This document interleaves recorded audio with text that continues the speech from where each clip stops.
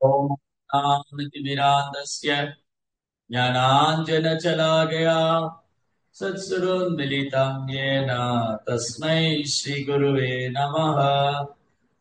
नमो विष्णुपादाय कृष्णप्रेष्ठाय भूतले श्रीमते भक्तिवेदान्त स्वामी नाम्ने नमस्ते सारस्वती देवे गौरवाणी प्रचारिणे विशेष शून्य जय श्री कृष्ण चैतन्य प्रभु नित्यानंदा श्री अद्वैत गदाधर श्रीवासदि गौर भक्त वृंदा हरे कृष्णा कृष्णा कृष्णा हरे हरे हरे राम राम राम हरे हरे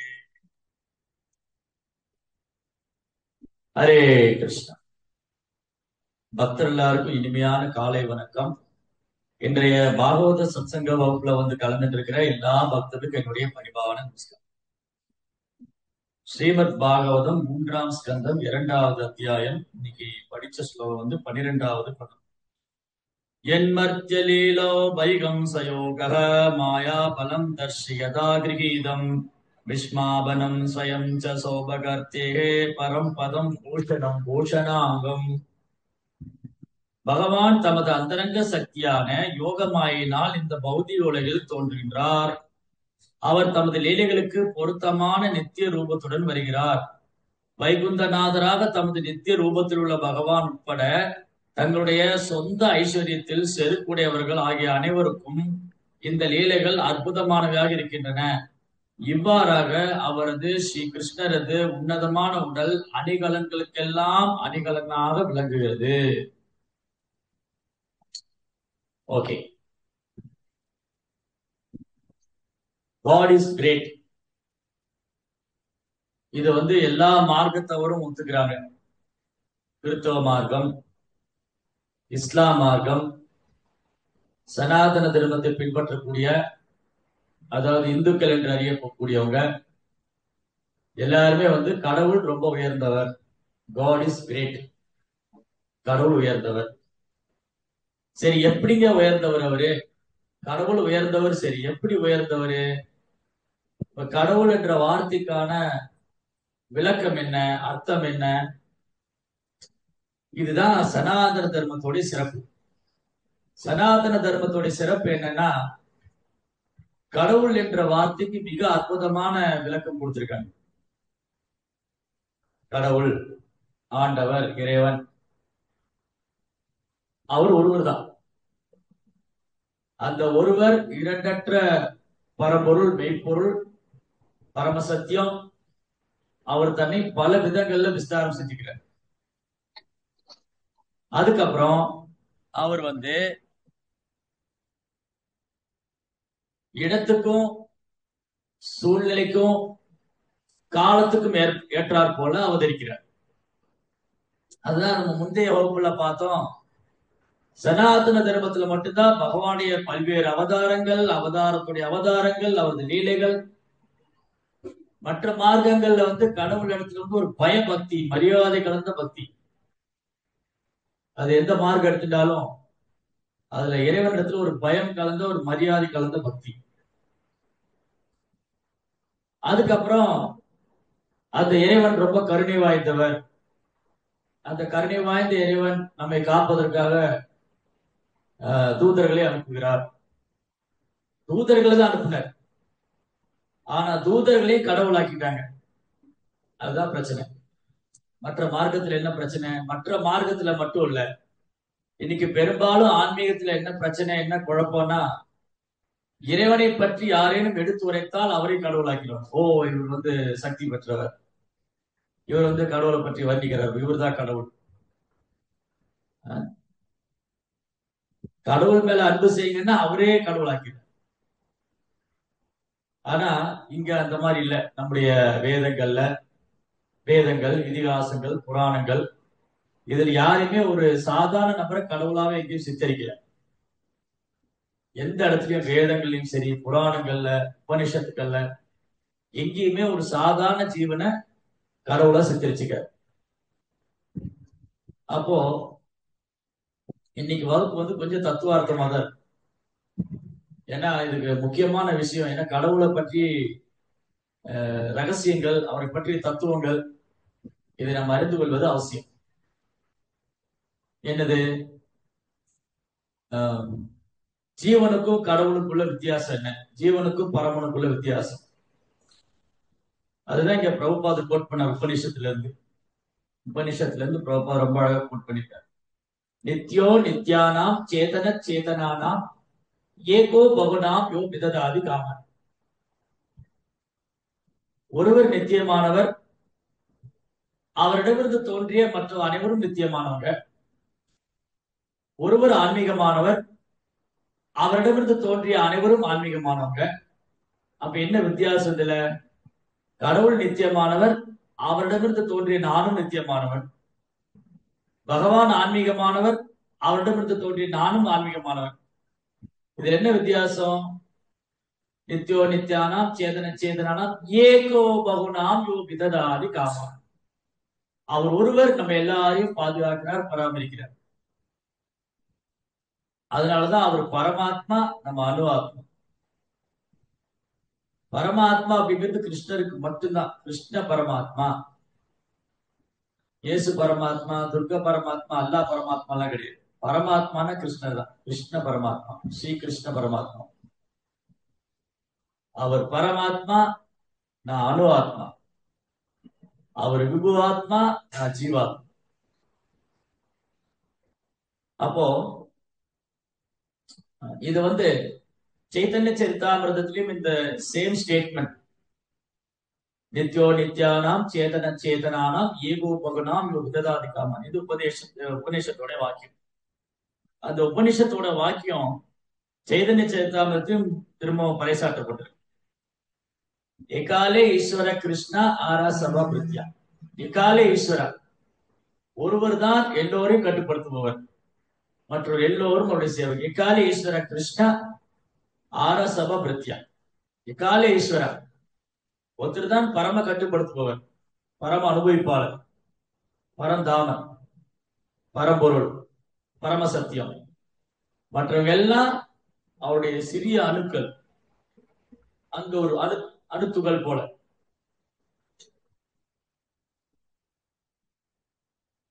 இதுக்கு பிரபுபார் கொடுக்கிற உதாரணம், தங்க துணுக்கு, தங்கத்துடைய சின்ன தூள் தங்கம். ஒரு தங்க சுரங்கத்துல போறோம். தங்க சுரங்கத்துல போனா அங்க தங்கத்தை வெட்டி எடுப்பாங்க. அப்போ அதுல சில துளிகள் இருக்கும், சில தூசிகள் கிடைக்கும், சின்ன சின்ன துணுக்கள், அணுக்கள். அதுவும் தங்கம் தான். அதை கொண்டு நம்ம தெராசுல இடம் போட்டா, இது 1 கிராம் இருக்கு, இது 10 கிராம் இருக்கு, 10 பவுன் இருக்கு, 50 பவுன் இருக்கு, 100 பவுன் இருக்கு, 100 பவுன் தங்கம் இருக்கு, 50 பவுன் தங்கம், 1 கிராம், 2 கிராம். சோ இது எல்லாமே தங்க சுரங்கத்திலிருந்து வந்ததுதான். ஆனா தங்க சுரங்கத்துல எவ்வளவு தங்கம் இருக்குன்னு அளவிட முடியாது. தங்க சுரங்கத்துல இருக்கிற தங்கம் அளவிட முடியாது. ஆனா நம்ம கையில இருக்கிற தங்கத்தை அளவிட்டுலாம், அளந்துடலாம். குவாலிட்டியில ரெண்டும் சேம் தான். தங்க சுரங்கத்திலிருந்து வெட்டி எடுக்கிற தங்கமும் அங்கிருந்து கொண்டு நான் கையில வச்சுட்டு இருக்கிற தங்கமும் same, quality is same, but quantity is different. அளவுல வித்தியாசம் இருக்கு. தன்மையில ஒண்ணுதான். தங்க சுரங்கமும் தங்கமும் தன்மையில ஒண்ணுதான், ஆனா அளவுல வித்தியாசம். அதனாலதான் இங்க singular and plural. Singular and plural நீங்க ஸ்கூல்ல எல்லாம் படிச்சிருப்போம் சின்ன வயசுல. ஒருமை பன்மை, சிங்குலர் அண்ட் ப்ளூரல். நித்யா நித்யானா, சேதனா சேதனானா. பகவான் நித்தியமானவர், நாம் எல்லோரும் நித்தியமானவங்க. பகவான் ஆன்மீகமானவர், நாம் எல்லோரும் ஆன்மீகமானவங்க. ஆனா வித்தியாசம் என்ன? ஏகோ பகுனாம் விததாதிகாம். அந்த ஒருவர் நம்ம எல்லோரையும் பராமரிக்கிறார். அதே மாதிரிதான் எக்காலே ஈஸ்வர கிருஷ்ண ஆர சபா பிரித்யா. இப்போ உபநிஷத்து வாக்கியத்துக்கும் ஒரே ஸ்டேட்மெண்ட் தான், ஒரே ஸ்டேட்மெண்ட். ஆனா 2 விதமா இருக்கு. உபநிஷத்துல ஒரு வாக்கியம் இருக்கு, வேத வாக்கியம் ஒண்ணு இருக்கு, சைத்தன்ய சரிதாமிரதத்துல ஒரு வாக்கியம் இருக்கு. வேத வாக்கியம் என்னது? நித்யோ நித்யானாம் சேதன சேதனானாம் இயங்குபவனாம் விததாதிகாம். கடவுள் நித்தியமானவர், நம்ம எல்லாரும் நித்தியமானவங்க. அவர் ஆன்மீகமானவர், நம்ம எல்லாரும் ஆன்மீகமானவங்க. இது வேத வாக்கியம். அப்போ உபனிஷத்து படிக்கிறவங்க, வேதங்களை படிக்கிறவங்க கடவுளை எப்படி வேணாலும் புரிஞ்சுக்கலாம். இப்போ உதாரணத்துக்கு இஸ்லாத்துல வழிபடுற மாதிரி அவர் உருவம் கிடையாது, அருவமானவர்,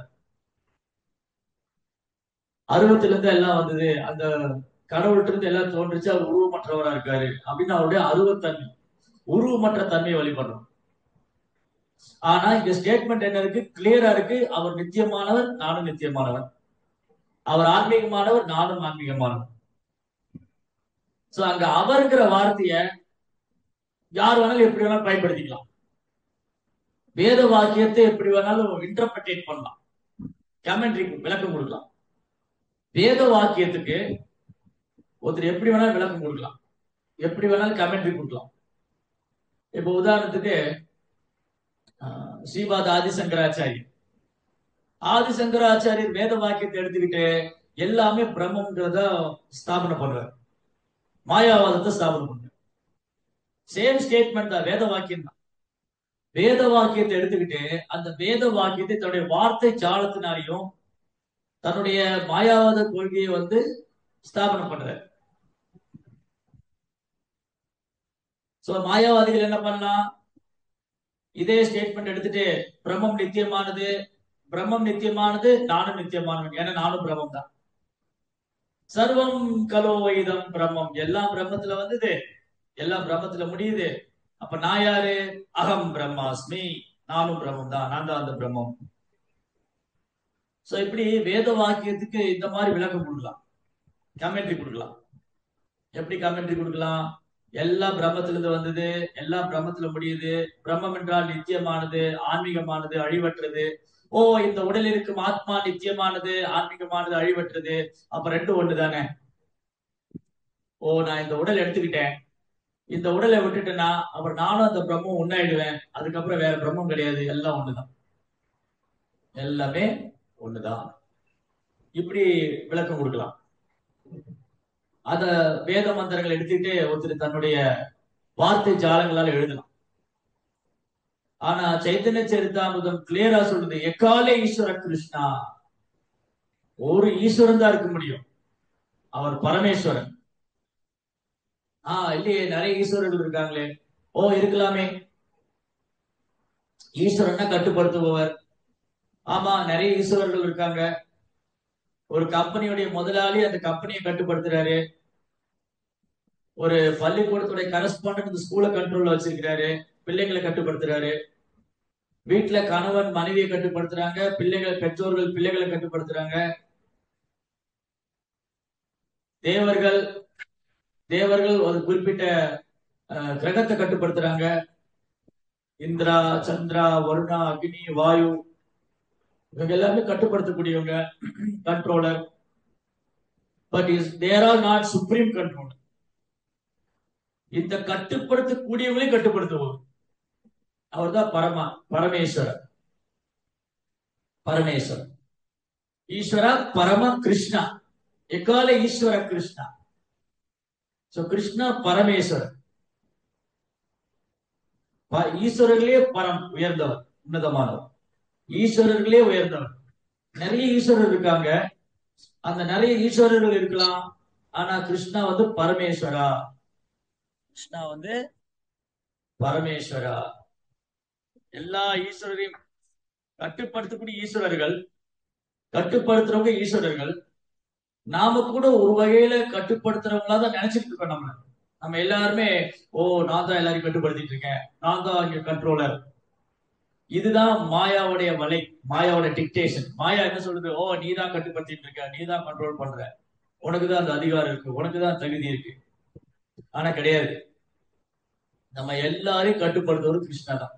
அதனால கிருஷ்ணா பரமேஸ்வரா, ஈஸ்வரா பரமா கிருஷ்ணா. சோ பரம அனுபவிப்பாளர், பரம கட்டுப்படுத்துபவர், பரம கண்ட்ரோலர், சுப்ரீம் கண்ட்ரோலர், பரமேஸ்வரர், எக்காலி ஈஸ்வர கிருஷ்ணா. அப்ப இங்க ரொம்ப தெளிவா இருக்கு, ஆனா சபாபிருத்தியா, ஒருவர் கட்டுப்படுத்துபவர், மற்ற எல்லாரும் ஒரு சேவகர்கள் தான், எல்லாரும் அவருடைய சேவகர்கள் தான். கிருஷ்ணா தான் எல்லோரையும் கட்டுப்படுத்துபவர். அப்போ மேலும் அடுத்து என்ன விளக்கம் ஸ்வேதாசுர உபநிஷத்துல? ஸ்வேதாசுர உபநிஷத்துல கடவுளுடைய அவதாரம், அந்த அவதாரத்துக்கான நோக்கம், அவருடைய தனித்தன்மை. சோ ஃபர்ஸ்ட் என்னது? ந காரணம் கரணம் செலுத்தியதே. அவர் தன் காரணமற்ற கருணையால் இங்கு அவதரிக்கிறார். சோ இங்க பகவான் தமது அந்தரங்க சக்தியான யோகமாயினால் இந்த பௌதிக உலகில் தோன்றுகிறார். அவர் ஏன் தோன்றுறாரு? என்ன காரணம்? காரணமற்ற கருணை தான் காரணம். வேற நிறைய காரணம் சொல்லலாம். அன்னைக்கு கூட நம்ம பேசிட்டு இருந்தோம், இதுக்கு முன்னாடி இல்ல அத்தியாய ஸ்லோகங்கள்ல குந்தி மகாராணி ஒரு லிஸ்டே போட்டு வந்தாங்க. பாகவதம் ஃபர்ஸ்ட் கேண்டோ 8th சாப்டர்ல, பாகவதம் முதல் ஸ்கந்தம் 8ஆம் அத்தியாயத்துல குந்தி மகாராணி பகவான் கிருஷ்ணர் ஏன் இந்த பூமியில அவதரிக்கிறாரு, எதுக்காக அவதரிக்கிறாரு அப்படின்னு ஒரு பெரிய லிஸ்டே வச்சிருக்காங்க. அவருடைய பக்தரான பிரம்மாவுடைய பிரார்த்தனையில வந்தார்னு ஒரு சிலர் சொல்றாங்க. வசுதேவரும் தேவையும் பிரார்த்தனை பண்ணதுனால அவங்களுக்கு குழந்தையா வந்தார்னு ஒரு சிலர் சொல்றாங்க. பூமியோட பாரத்தை குறைக்கிறதுக்காக வந்தார்னு ஒரு சிலர் சொல்றாங்க. அப்புறம் எதுக்குள்ள மகிழ்விக்கிறதுக்காக அந்த குலத்துல எது ராஜா அவருடைய பக்தரை மகிழ்விக்கிறதுக்காக அந்த குலத்துல தோன்றினார்னு ஒரு சிலர் சொல்றாங்க. இப்படி எல்லாம் ஒரு லிஸ்ட் போட்டே வர.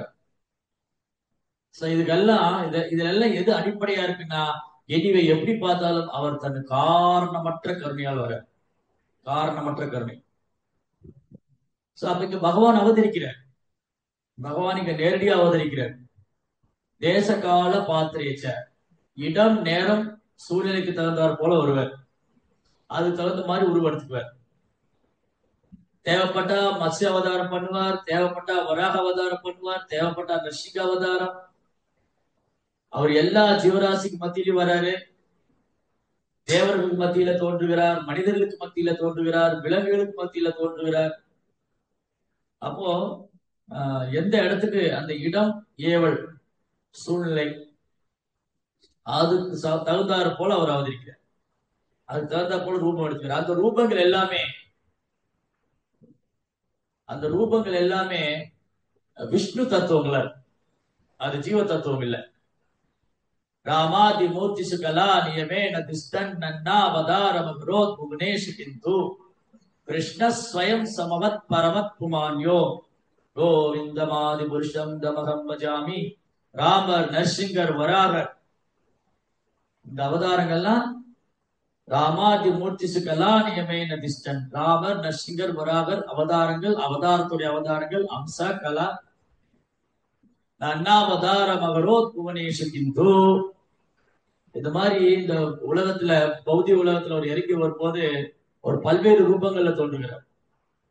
அப்படி ஒரு பல்வேறு ரூபங்கள்ல தோன்றினாலும் இந்த அவதாரங்களுக்கெல்லாம் ஆதாரமா இருக்கு கிருஷ்ண. கிருஷ்ண ஸ்வயம் பரமத் புமான்யோ. கிருஷ்ணஸ்து பகவான் ஸ்வயம். கிருஷ்ண ஸ்வயம் பரமத் புமான்யோ.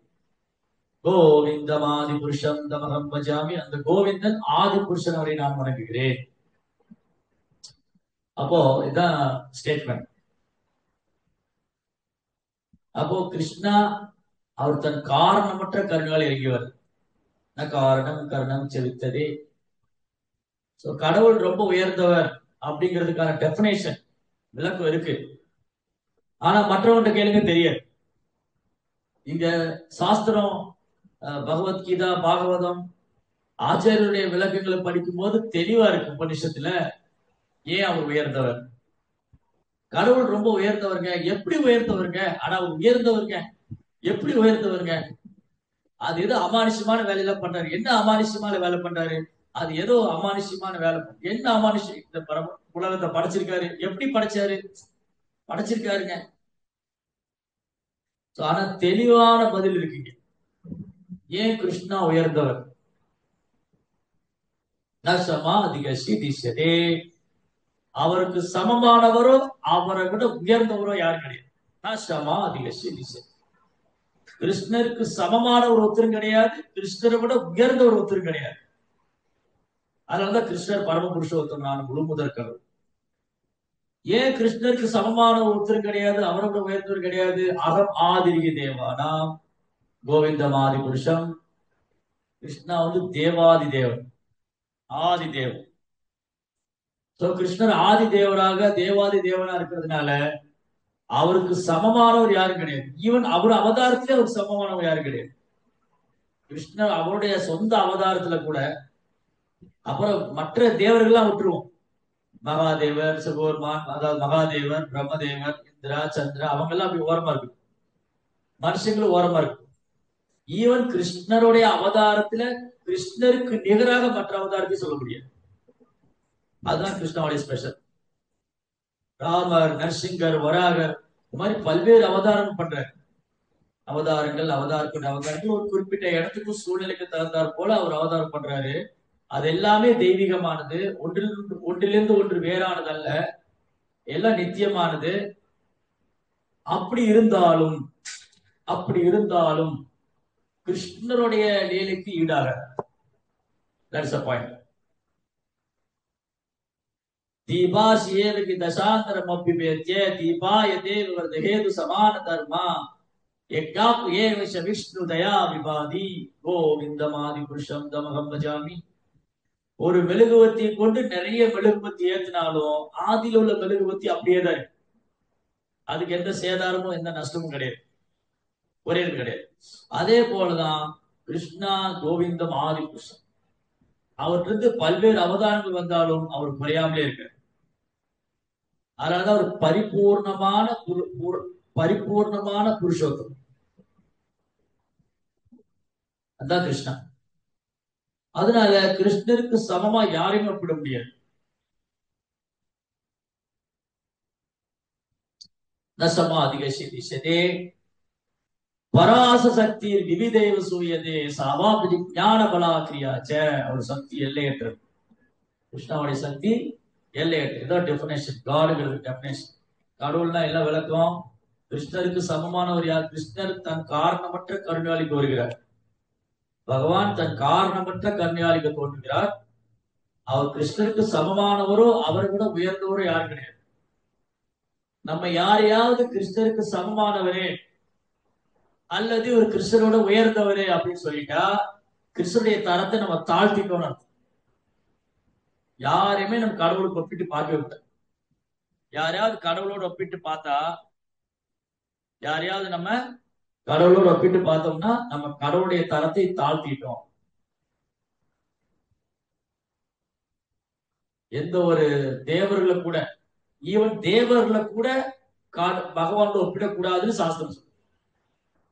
தேவர்களை கூட பகவானோட ஒப்பிடி, தேவர்கள் சாதாரண தேவர்கள் அல்ல, பிரம்மா சிவன் போன்ற தேவர்களை கூட விஷ்ணுவுக்கு சமமா நினைக்க கூடாதுன்னு சாஸ்திரம் சொல்லுது.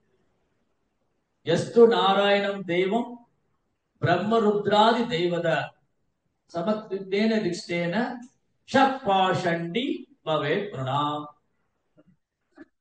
பிரம்மா சிவன் போன்ற தேவர்களை கூட பகவான் நாராயணனுக்கு சமமா நினைச்சா அவன் பாஷண்டி அல்லது நாத்திகன்னு சொல்லுது சாஸ்திரம். அப்படி இருக்கும்போது பிரம்மா சிவன் போன்ற தேவர்களை கூட நம்ம பகவானுக்கு சமமா நினைக்க கூடாதுன்னா அப்புறம் மற்ற தேவர்களை பத்தி சொல்ல என்ன இருக்கு? அதுக்கப்புறம் மனிதர்களை பத்தி சொல்ல என்ன? மனிதர்களை விட உயர்ந்தவங்க தேவர்கள். தேவர்களே உயர்ந்தவர் மகாதேவர். தேவர்களே தலை சிறந்தவர் பிரம்மதேவர். தேவர்களே உயர்ந்தவர் மகாதேவர். அந்த ரெண்டு பேரும் கூட நாராயணனுக்கு ஈக்குவலா பார்க்க கூடாது அப்படின்னு சாஸ்திரம் சொல்லும் போது, அப்படி இருக்கும்போது சாதாரண மனிதனை பத்தி சொல்லுங்க. அதுதான் ரொம்ப முக்கியம்.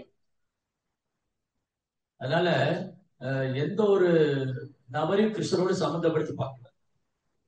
யாரையாவது நம்ம கடவுளோடு இணைச்சு பேசுறோம், கடவுளோடு சம்மந்தப்படுத்துறோம்னா நம்ம கடவுளுடைய தரத்தை தாழ்த்தி விட்டோம், சீப் ஆகிட்டோம். சீப் காட், சீப்பான கடவுள். இன்னைக்கு கலியுகத்துல நிறைய சீப்பான கடவுள் எல்லாம் இருக்காங்க. அம்மா பகவான், அப்பா பகவான், ரோட்ல போற பகவான், பக்கத்து வீட்டு பகவான், எதிர்த்த வீட்டு பகவான், வீல் சேர்ல வர பகவான், சோ மெனி பகவான். இதெல்லாம் எப்படி சொல்றதுன்னா, தமிழ்ல சொன்னா கொஞ்சம் ஸ்ட்ராங்கான வேர்டா இருக்கு. அயோக்கியத்தனம் சொல்ற ராஸ்கல், அயோக்கியத்தனம். ஏன்னா கடவுளுடைய நிலையை புரிஞ்சுக்காம, பகவானுடைய நிலையை உணராம சாதாரண மனிதனை கடவுளா நினைக்கும். யாராவது சின்ன ஏதாவது உதவி பண்ணிட்டா போதும், ஐயோ நீங்க கடவுள் மாதிரி செஞ்சீங்க, நீங்க தான் கடவுள். வேலை இல்லாதவனுக்கு வேலை வாங்கி கொடுத்தா அவர் கடவுள் ஆயிடும். வேலை இல்லாதவனுக்கு வேலை வாங்கி கொடுத்தா அவன் கடவுள். ஒரு தொண்டனுக்கு பதவியை கொடுத்துட்டா அந்த தலைவன் கடவுள். சினிமால வந்து விதவிதமான கூலிங் கிளாஸ் எல்லாம் போட்டு நடந்தா அவன் கடவுள். இப்ப சமீபத்துல அதான் நடக்குது. சமீபத்துல என்ன பண்ணிட்டு இருக்காங்க, அஜித்தே கடவுளே அஜித்தே கடவுளே அப்படின்னு ஒரு இது அது போட்டு பயங்கரமா சமூக வலைதளங்கள்ல பொது இடங்கள்ல. அப்போ மக்களுடைய மைண்டு எப்படி இருக்குன்னா ரொம்ப கீழே போயிடுச்சு. ஒரு சாதாரண மனிதனை கடவுளோடு ஒப்பிடுறாருன்னா அப்ப எவ்வளவு அறிவிலியா இருக்கு. ஒரு சாதாரண மனிதன் திரையில வந்து மாயையான பிம்பம். திரையில வந்து மாயையான பிம்பம். அங்க எதுவுமே நிஜம் கிடையாது, எல்லாம் மாயை. அந்த மாயில மூழ்கி இருக்கிற முட்டாள் என்ன நினைக்கிறான், ஓ என்னுடைய தலைவர் ஸ்கிரீன்ல வந்துட்டாரு அதனால அவர் கடவுள். அது கூட பரவாயில்ல. அதுக்கு இது இப்போ இந்த பைத்தியக்கார கூட்டங்கள் வந்து நாட்கள் அதிகமாயிட்டே இருக்கு. இதுக்கு 1-2 வருஷத்துக்கு முன்னாடி அத்திவரதர் வந்து 40 வருஷத்துக்கு ஒருக்காலம் வரதராஜ பெருமாள் கஷேத்திரம் காஞ்சிபுரத்துல அந்த புஷ்கரணிக்கு உள்ள அத்திவரத பெருமாள் இருப்பார். அத்தியில பண்ண பெருமாள் விக்கிரகம். அது வந்து ஜலத்துக்குள்ள நீருக்குள்ளே இருப்பார். 40 வருஷத்துக்கு ஒரு தடவை அந்த பெருமாள் வெளியே வந்து தரிசனம் கொடுப்பார். பயங்கர லட்சக்கணக்கான பேர் போய் தரிசனம் பண்ணாங்க. ஏன்னா அந்த அத்திவரத பெருமாளை பார்த்தா மறுபிறப்பு இல்ல. லட்சக்கணக்கான பேர் தரிசனம் பண்ணாங்க. அப்போ அந்த சமயத்துல ஒரு ஹீரோவுடைய படம் வந்தது. அவர் வருஷத்துக்கு ஒரு வருஷம் 2 வருஷத்துக்கு ஒரு படம் நடிப்பார். உடனே என்ன சொல்லிட்டாங்க, என் தலைவன் அத்திவரதன் மாதிரி. உடனே அப்ப அத்திவரதனை சீப்பாக்கிட்டேன். என் தலைவர் அத்திவரதன் மாதிரி அடிக்கடி வரமாட்டேன், அப்பப்போ எப்பயாவது வருவார், அப்பப்போலாம் வரமாட்டேன். அப்புறம் கொஞ்ச நாள் செத்து போயிடுவார். இந்த பைத்தியம் வேற ஏதாவது பைத்தியம் பின்னாடி. சோ இந்த மாதிரி பைத்தியக்கார கூட்டங்கள் இருக்கு இல்லையா, மாயையில அறியாமையில மூழ்கி இருக்கிற முட்டாள் ஆத்மா. இந்த முட்டாள் ஆத்மா என்ன நினைக்கிறாரு, ஓ தனக்கு பிடிச்சவர் வந்து உடனே கடவுள் ஆயிட்டாரு. இத்தனைக்கு ஒண்ணுமே செய்யல, சும்மா ஸ்கிரீன்ல வந்து ஷோ பாட்டு. சும்மா திரையில வந்து ஷோ பண்ண ஆளே வந்து கடவுள்னு சொன்னா இப்ப எந்த அளவுக்கு முட்டாள் கூட்டமா இருக்காங்க மக்கள். முட்டாள்கள் கூட்டம், மடையர்கள். இந்த மாதிரி கலிகாலத்துல நாளுக்கு நாள் அதிகமாகிட்டே இருக்காங்க. கலியினுடைய கலியினுடைய வேகம் வந்து ஃபாஸ்டா இருக்கு, வேகமா வளருது.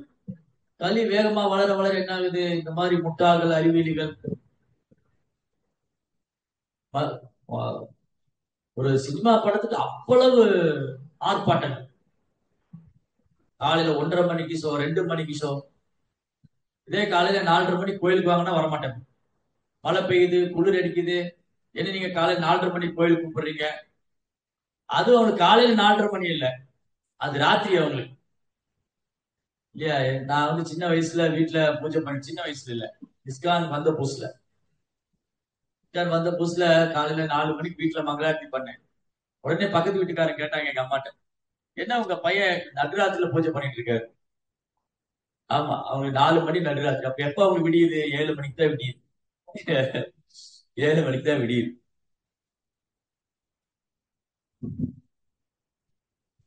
இப்படி நிறைய விஷயங்கள் பார்க்கலாம். கலியுகத்துல மக்கள் இரவுல பண்ண வேண்டிய விஷயத்த பகல்ல பண்ணுவாங்க, பகல்ல பண்ண வேண்டியது இரவுல எல்லாம் தலைகீழ தான், தலை உப்புற நடக்குது. அது சாஸ்திர அறிவே கிடையாது. பகவத்கீதை பாகவதம் ஒன்றும் தெரியாது. தெரிஞ்சது பூரா புலனின்பதான். புலனின்பதான் வாழ்க்கை. அப்படி அடிக்ட் ஆயிருக்கு. எந்த மாதிரி அடிக்ட் ஆயிருக்காங்க, ஒரு சாதாரண மனுஷனை திரையில தெரியக்கூடிய பிம்பத்தை பார்த்து கடவுள்னானா அப்ப எந்த அளவுக்கு அவர் மாயினால் பிடிக்கப்படும். மாயா அபகிருத ஞானா, அவன் அறிவை மாயை அபகரிச்சுன்னு போயிடு. ஆசிரியம் பாவம் ஆசிரிதா, அசுரத்தன்மை உள்ளவங்க. அசுரத்தன்மை உள்ளவங்க, மாயினால் அபகரிக்கப்பட்டவங்க, துஷ்கிருதி. துஷ்கிருதி மூடா, நமாம் துஷ்கிருதோ மூடா பிரபத்தந்தே நர ஆத்தமா. நர ஆத்தமான என்னது? நர ஆத்தமான மனிதர்களே கீழலையான, ஒரு கலாச்சாரம் கிடையாது, ஒண்ணும் கிடையாது, கீழ்த்தரமான மனுஷன். பாருங்க, கலியுகம் பூரா அப்படிதான் இருக்கு. கலியுகத்துல பூரா மனிதர்கள் நராத்தமர் லைக் மூடா ஆஸ். மூடான ஆஸ், கழுத. கழுத மாதிரி உழைப்பாங்க. அந்த உழைச்சி உழைப்பு அனுபவிக்கிறதுக்காக திட்டம் போட்டுட்டே இருப்பாங்க.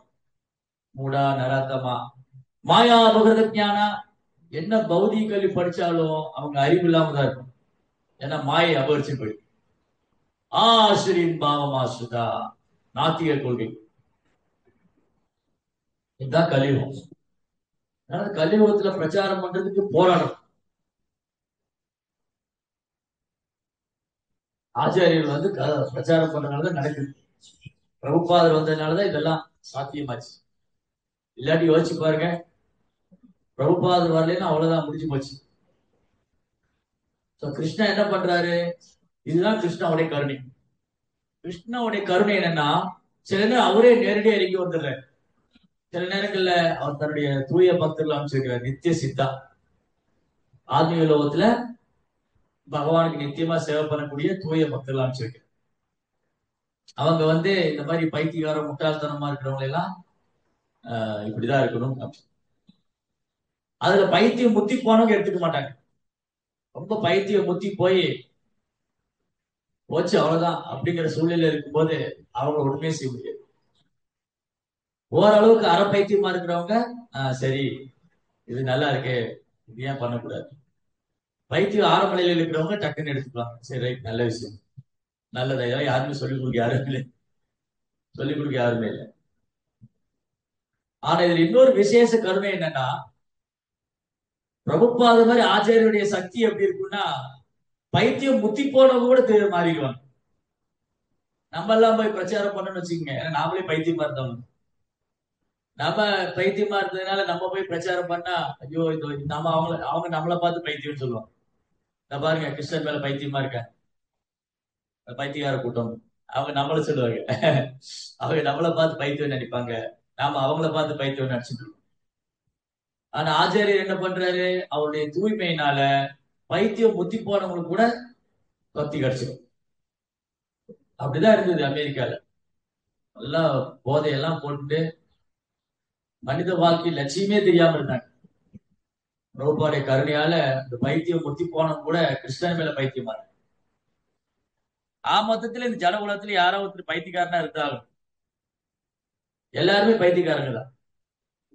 என்ன வித்தியாசம்? எது மேல பைத்தியமா இருக்குங்கிறத வித்தியாசம். எதுக்கு அடிமையா இருக்கும், எதுக்கு அடிக்ட் ஆயிருக்கும்.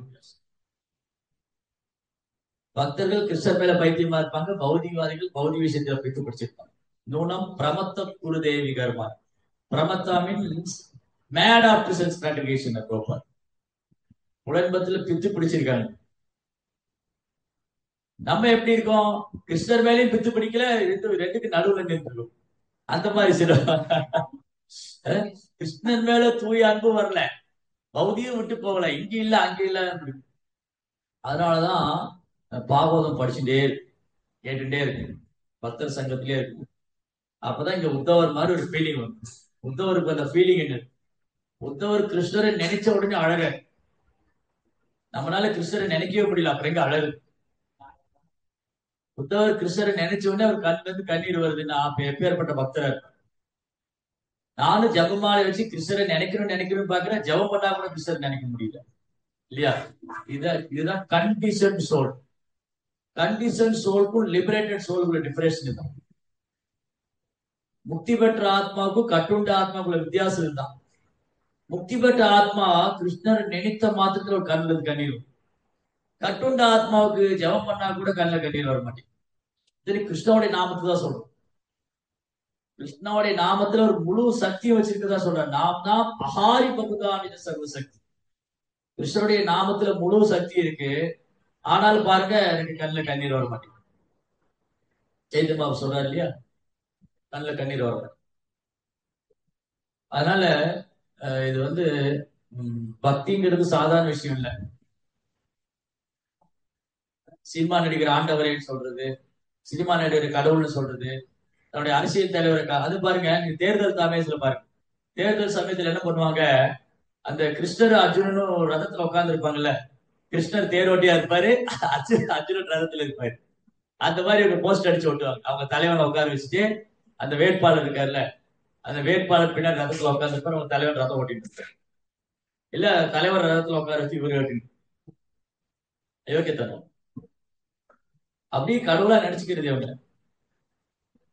இதுதான் மாயை. மாயா என்ன பண்ணுது, ஓ உங்க தலைவர் வந்து ரொம்ப சக்தி உள்ளவரு, சினிமால வந்து இந்த சாகசம் பண்றாரு, நேர்ல வந்து சாகசம் பண்ண சொல்லுங்க, அந்த அளவுக்கு கூட யோசிக்க முடியல. சினிமால வந்து ஒரு ஹீரோ பெரிய பில்டிங்ல டைவ் அடிக்கிறாரு, அந்த நேர்ல குதிக்க சொல்லி பார்க்கலாம். அவ்வளவுதான் புத்தி இருக்கு, நாலேஜ் இருக்கு. மந்தாசு மந்த மதையோ மந்த பாக்கியா பார்த்துட்டா, மந்தா மந்த புத்தி.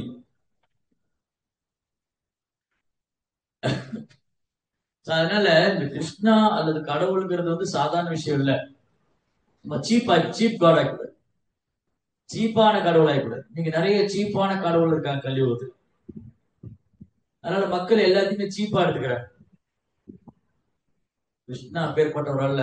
நாசமா அதிகசிதே பராச சக்தியில் விவிதேவ சூயதே சாவா ஞான பலாக்கியாச்சு. அவர் சக்தி எல்லையற்றது. இதுதான் கடவுளுக்கான விளக்கம். சும்மா யாரையோ ரோட்ல போறவரு சினிமா நடிக்கிறவங்க கடவுள்னு சொல்ல முடியும். அப்படி சொன்னா அது பெரும் அபராதம். ஆனா முட்டாள்களுக்கு புரியுமா? புரியாது. அதெல்லாம் என்ன பண்ணணும், அந்த முட்டாள்கிட்ட எப்படி சொல்லணும், டே முட்டாளே சொல்லாதுன்னா சொல்றேன்ப்பா. அப்ப என்ன சொல்லணும், அது வந்து பிரபுபார் வந்து ஒரு கிளாஸ்ல சொன்னார். பிரபோதானந்த சரஸ்வதினு ஒரு ஆச்சாரியர், பிரபோதானந்த சரஸ்வதி. அவர் வந்து பிரார்த்தனை செய்யறார், எப்படி பிரச்சாரம் பண்ணணும்னு சொல்லி கொடுக்கிறார். எப்படி பிரச்சாரம் பண்ணும், இந்த முட்டாள்கிட்ட போகணும். இந்த முட்டாள்கள் கிட்ட போய், நீங்க ரொம்ப நல்லவங்க, நீங்க ரொம்ப நல்லவங்க, நல்ல விஷயம் நிறைய பண்றீங்க, அதெல்லாம் ஓரமா வச்சுட்டு சைத்தன்ய மாப்பிள்ளை என்ன சொல்றாரு கேளுங்க. அதெல்லாம் ஓரமா மூட்டை கட்டி வச்சுட்டு சைத்தன்ய மாப்பிள்ளை என்ன சொல்றாரு அதை கேளுங்க. இன்னைக்கு மக்கள் அப்படிதான் நினைச்சிட்டு இருக்காரு. நான் பண்றதெல்லாம் கரெக்ட், எனக்கு எல்லாம் தெரியும், ஆனா முட்டாளா இருக்கும். Oh oh such a nice person.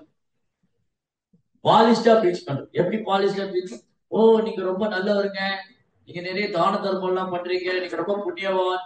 உடனே ஒரு பெரிய ஐஸ் வச்ச மாதிரி இருக்கும். ஓ வெரி குட் வெரி குட். அதெல்லாம் இருக்கட்டும், சைதன்ய மாப்பிள்ளை என்ன சொல்றாரு கேளுங்க.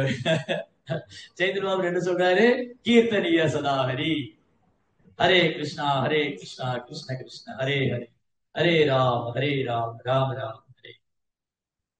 சைதன்ய மாப்பிள்ளை என்ன சொல்றாரு கேளுங்க. பிரச்சனை இன்னைக்கு உள்ள சைதன்ய மாப்பிள்ளை யாருன்னே தெரியாது. அடுத்து சைதன்ய மகாபிரபு யாரு, அவருடைய அவதார நோக்கம் என்ன, இதெல்லாம் பக்தர்கள் சங்கத்துல வந்தாதான் தெரியும். அப்போ ஒரு ஜீவாத்மா அதிர்ஷ்டம் உள்ளவனா இருந்தா பக்தர் சங்கத்துல வரும். அதான் நேற்று பேசுங்க, ஏஷாம் தொந்த கதம் பாவம் ஜனானாம் புண்ணிய கர்மானா தே துவந்த மோக நிர்முக்த பஜதேமம் திடப்பிரதா. சோ இங்க ரொம்ப அழகானது வர்ணனை. மேலும் என்ன சொல்லியிருக்கீங்க, பிரகட் லீலா அப்பிரகட் லீலா. பிரகட் லீலானா கண்ணு முன்னாடி பார்க்கலாம். கிருஷ்ணா வந்து 5000 வருஷத்துக்கு முன்னாடி இந்த பூமியில லீலை பண்ணார். அந்த லீலைகள் எல்லாரும் பூமியில இருந்தவங்க எல்லாம் பார்த்திருக்காங்க. 5000 வருஷத்துக்கு முன்னாடி பகவான் கிருஷ்ணர் இந்த பூமியில தோன்றியது, 500 வருஷத்துக்கு முன்னாடி சைதன்ய மகாபிரபு இந்த பூமியில தோன்றியது, திரேத யுகத்துல பகவான் ஸ்ரீ ராமர் தோன்றி, இந்த லீலையெல்லாம் பிரகட் லீலா. அயோத்தியா, பிருந்தாவன், துவாரகா, மதுரா, மாயாப்பூர், இந்த இடங்கள்ல 500 வருஷத்துக்கு முன்னாடி 5000 வருஷத்துக்கு முன்னாடி பகவான் எப்பெல்லாம் தோன்றி இருந்தாரோ அந்த லீலைகளை கண் கூட பார்க்க முடிஞ்சது அப்ப இருந்தவங்க. அது பிரகட் லீலா. இப்போ அந்த இடங்கள் இருக்கு, இப்பயும் அந்த இடங்கள் இருக்கு, இப்பயும் அங்க பகவான் இருக்காரு. ஆனா நம்ம கண்ணுக்கு தெரியாம லீலை பண்ணிட்டு இருக்காரு, அப்பிரகட் லீலா. அது கண்களால பார்க்க முடியாது. இப்பயும் பிருந்தாவனத்துல கிருஷ்ணா லீலை பண்ணிட்டு தான் இருக்காரு, அயோத்தியால ராமர் லீலை பண்ணிட்டு தான் இருக்காரு.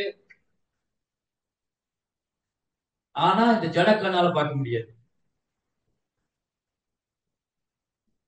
பகவானுடைய லீலை நித்தியமானது, நித்திய லீலா. அவர் எப்பவுமே லீலை பண்ணிட்டு தான் இருக்காரு. பௌதிக புலன்களாலும் பௌதிக புத்தியை கொண்டு பார்க்க உணரலாம் முடியாது.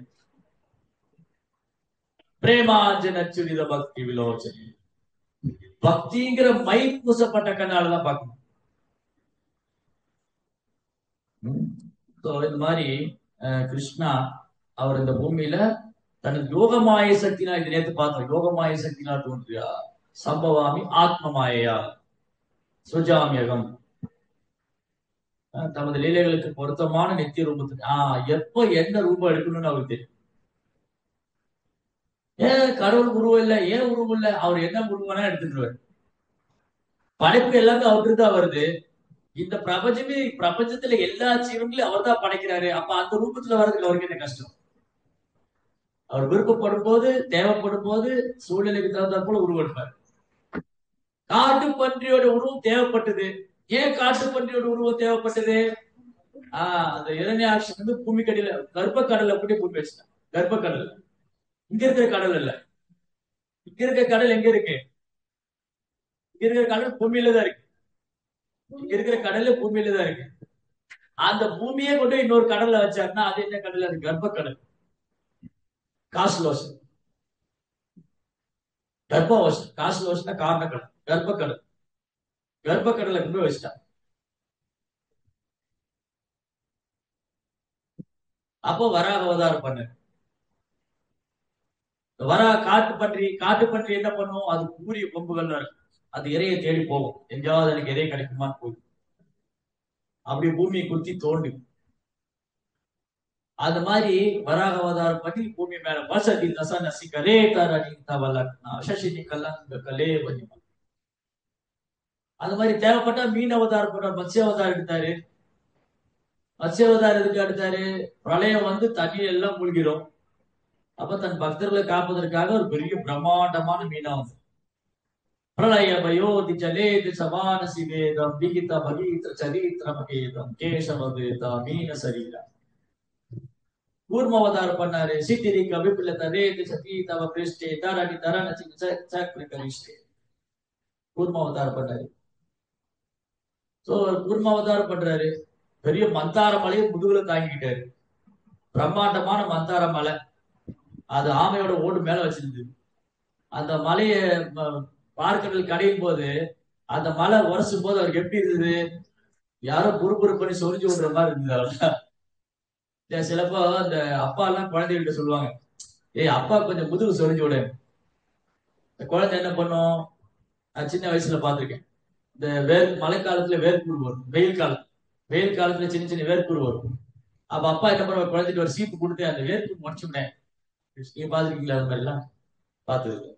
சின்ன சின்ன பொட்டு பொட்டு வேர்க்குரு அந்த குழந்தைகிட்ட சீப்பு கொடுத்து அது மேல ஒரு அமுத்து அது ஒரு குறுகுறு பண்ற மாதிரி இருக்கும். அந்த மாதிரி இருந்தது. அது எந்த மாதிரி பெரிய மண்தார மலை, பெரிய பிரம்மாண்டமான மலைய பிரம்மாண்டமான ஆம வடிவு எடுத்து தாங்கிட்டு இருக்காரு. அந்த மலை உரசும் போது ஏதோ அப்படி சொரிஞ்சு விடுற மாதிரி இருந்தது. சாதாரண ஆமை இல்ல, சாதாரண வராகம், சாதாரண காட்டு பன்றி அல்ல, சாதாரண மீன் அல்ல, பிரம்மாண்டமான மீன். அந்த பக்தருக்காக வேண்டி யாரு? சத்தியவரத ராஜா. சத்தியவரத ராஜாவுக்கு வேண்டி பகவான் வந்தார். அவரு வைகை நினைக்கிறேன், வைகையில காவிரியான்ட்டு மறந்து போச்சு. அது தண்ணியே குடிக்கலான்னு போனார். அது வைகைன்னு தான் நினைக்கிறேன். தண்ணி குடிக்க போகும்போது இப்படி தண்ணி கையில் எடுத்தா ஒரு சின்ன மீன் கையில இருக்கு. ஓ ராஜா, நான் உன் பிரஜை என்ன விட்டுடாத, இந்த தண்ணியில விட்டா நிறைய பெரிய பெரிய மீன் எல்லாம் இருக்கு, நான் முழுகிடும்னா. இன்னைக்கு மீன் முழுகுதோ இல்லையோ மனுஷன் முழுகிடுவான் இல்லையா? ஒரு காலத்துல மீன் எதுக்கு பயந்துக்கும்? குட்டி மீன் வந்து பெரிய மீனை கண்டு பயந்துக்கும். இன்னைக்கு மனுஷனே மீனை கொண்டு சாப்பிடுறான். அதெல்லாம் மீன் சொல்லிச்சு, நீ நான் உன் பிரஜை இல்லையா, நான் உன் பிரஜை, என்னை காப்பாத்து. ஆனா மீன் பேசுமா? என்ன கதை வர்றீங்க மீன் பேசுச்சுன்னு? சினிமால பேசுனா நம்புவான், சாஸ்திரத்துல சொன்னா நம்ப மாட்டான். சினிமால ஒரு ஹீரோ வந்து மீன்கிட்ட பேசினாருன்னா, பாத்தியா ஹீரோ மீன்கிட்ட எல்லாம் பேசுறாரு முட்டா பையன். சாஸ்திரம் சொல்லுதுன்னு நம்ப மாட்டான். இதுதான் கலியுகம். அப்படிதான் ஆகும். சரி, என்னாச்சு? அந்த மீனை சொல்லிச்சு, என்ன விட்டுடாத, நான் உன் பிரஜை இல்லையா, நீ தான் எனக்கு பாதுகாப்பு தரணும். ஓ கரெக்ட் தான். என்ன பண்ணலாம்? அந்த குட்டி மீன் இவ்வளவு தான் இருந்தது, இந்த கட்டை வரிசை சின்ன மீன். அந்த மீனை கொண்டு போய் ஒரு தொட்டியில விட்டாரு, சின்ன தொட்டியில, ஃபிஷ் டேங்க்ல. அந்த தொட்டி அளவுக்கு பெருசாயிருக்கு. ஓ சத்தியவரதா, எனக்கு இந்த இடம் பத்தல, என்ன வெளியே வேற இடத்துக்கு கொண்டு போகணும். ஏடா மீன் வளரும் கேள்விப்பட்டிருக்கேன், நாளுக்கு நாள் நொடி நொடியில வளருது, டக்கு டக்குன்னு வளருது. நம்ம என்ன செய்வோம்? எங்கேயாவது சொந்தக்காரங்களை பார்ப்போம். அந்த சொந்தக்கார பையனை, குழந்தைய வந்து ஒரு ஒரு 4 வருஷத்துக்கு முன்னாடி பார்த்து, என்னடா இப்படி கிடுகிடுன்னு வளர்ந்துட்டேன், அவன் தினமும் வளர்ந்துட்டா இருந்தான், நான் 4 வருஷம் கழிச்சு பாக்குறேன். என்னடா இப்படி குண்டாயிட்ட, அவன் தினமும் சாப்பிட்டு சாப்பிட்டு பெருத்துக்கிட்டு தான் இருக்கான், நான் வந்து 4 வருஷம் கழிச்சு பார்த்துட்டு அவன் குண்டாயிட்டான்னு சொல்றேன். இப்படி நம்ம உடல்ல தினமும் மாற்றம் நடந்துட்டு தான் இருக்கு. ஆனா இந்த மாற்றம் அதிசயமா இருக்கு.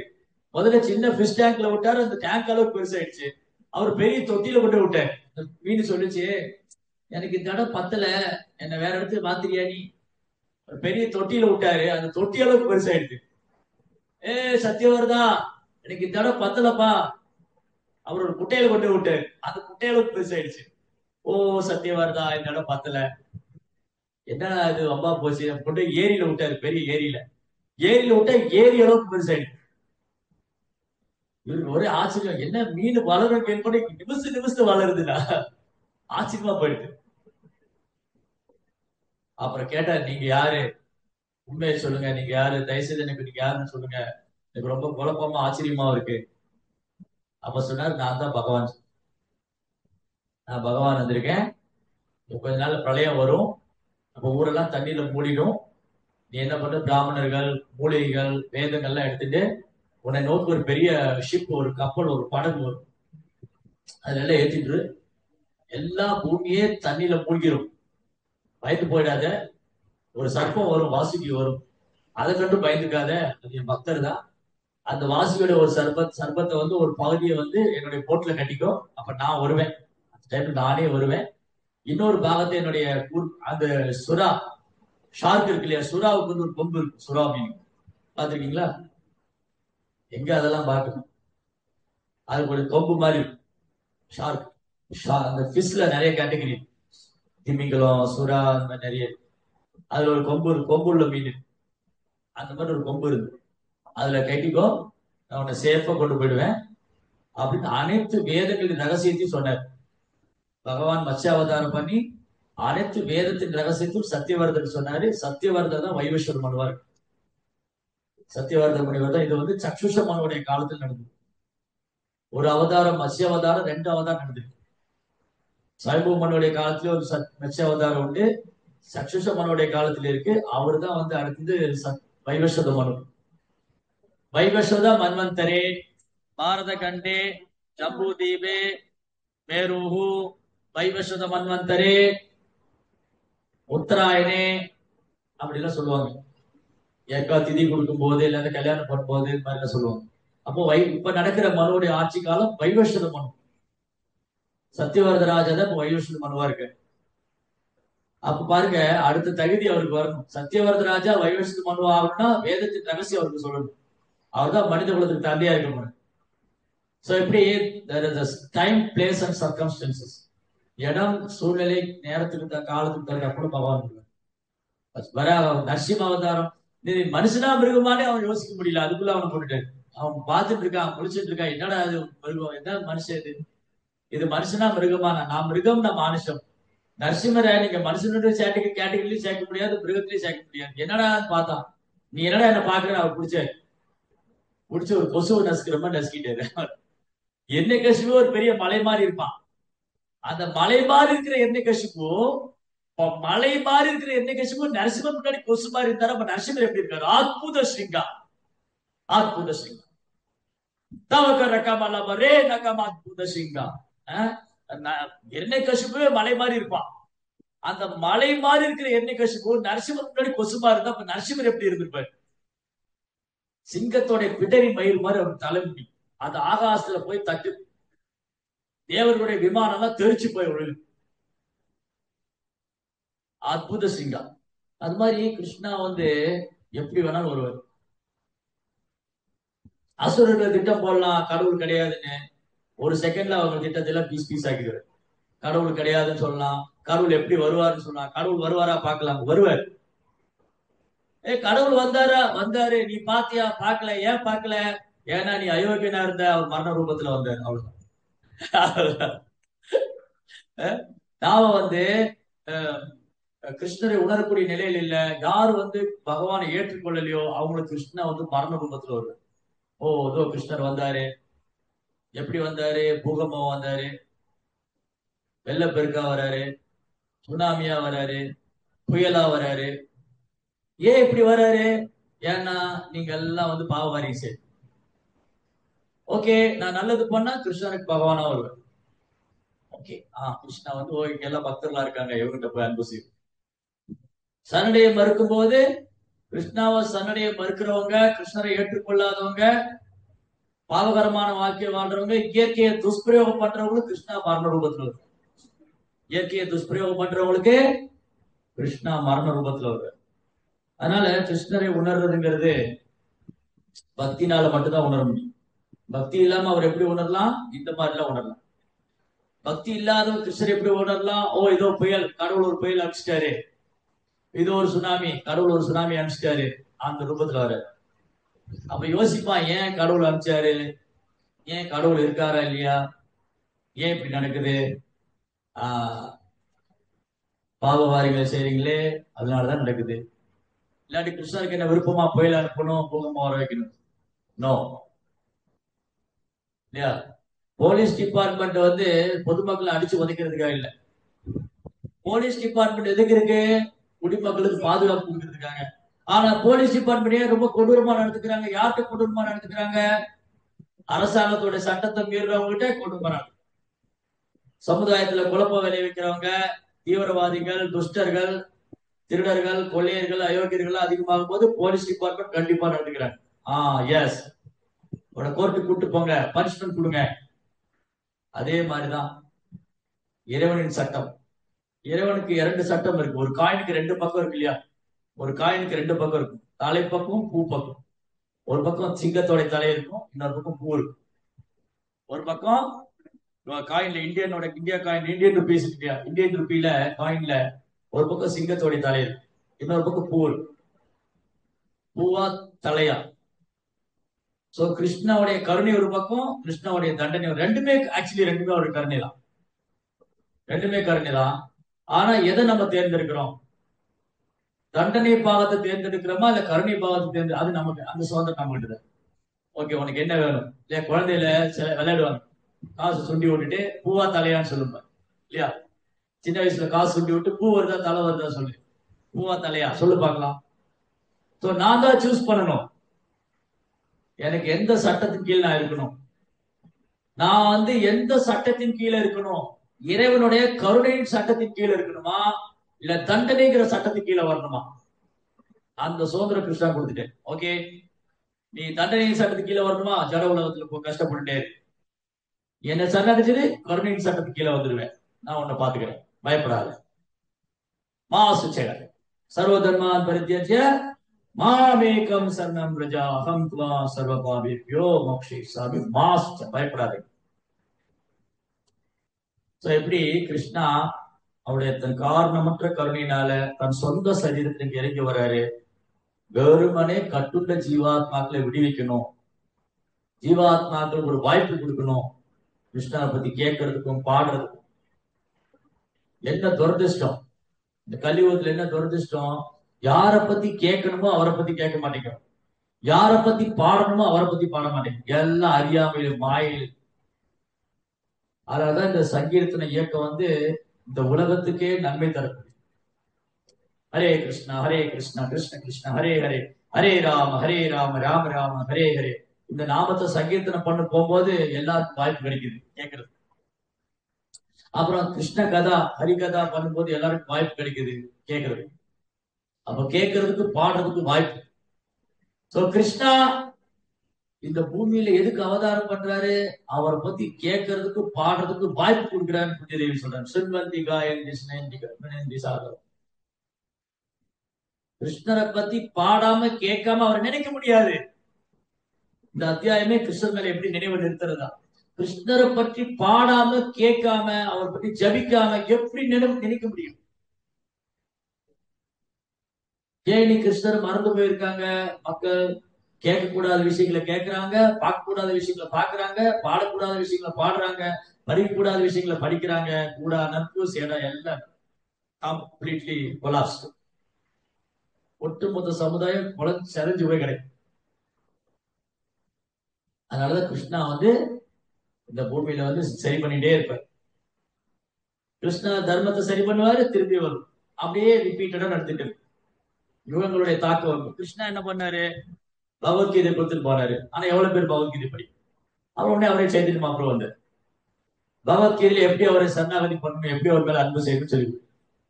அப்புறம் சைத்தன்ய மகாபிரபு சொல்லி எல்லாம் கேட்டுனாங்களா? உடனே ஆச்சாரியர் வர அனுப்பிச்சு வச்சுட்டே இருக்காரு. ஒன்னு ஆஃப்டர் அனதர் கடல் அலை மாதிரி வந்துகிட்டே இருக்கு. கடல்ல அலை வர்ற மாதிரி பகவானும் ஒரு பக்தர்களும் ஆச்சாரியரும் வந்துகிட்டே இருக்காங்க, அன்லிமிட்டடா. சோ நமக்கெல்லாம் ஒரு வாய்ப்பு கொடுக்குறாங்க.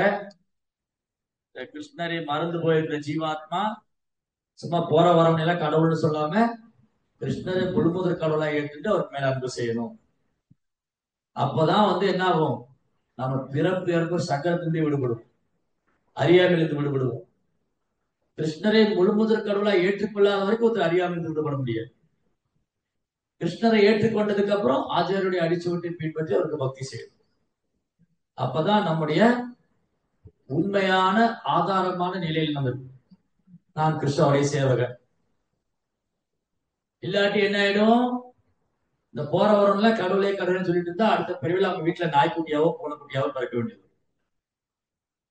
நாய்க்குட்டி, பூனைக்குட்டி, பெருச்சாளி, எலி. சில வீடுகள்ல பெருச்சாளி இருக்கும், எலி இருக்கும். ஏன் இந்த வீட்டுல, எங்க வீட்டுல ஏன் பெருச்சாளி இருக்கு? அது போன பிரிவில் பக்தனா இருந்திருப்பான், அவ்வளவுதான். ஏன் என் வீட்டுல எலி இருக்கு, ஏன் என் வீட்டுல பெருச்சாளி இருக்கு, ஏன் என் வீட்டுல பூனை நாய் எல்லாம் இருக்கு? அதெல்லாம் ரொம்ப உனக்கு சர்வெண்டா இருந்திருக்கு போன பிரிவில். அதான் உன்னை பிரியாம இந்த ஒரு கண்டினியூ.